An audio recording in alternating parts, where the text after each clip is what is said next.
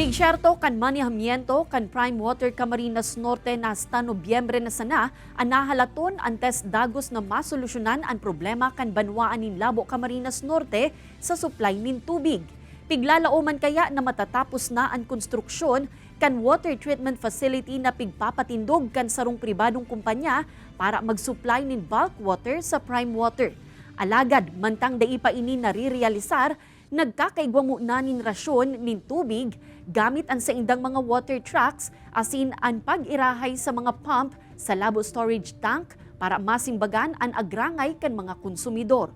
Naglalauman ang sangguniang panlalawigan sa paagikan Committee on Public Utilities na gigibuhon kan Prime Water C&WD asin sa rupang pribadong kumpanya ang sa indang promesa tanganing dagos ng matuldukan ang problema sa supply kan tubig sa mga apektadong lugar.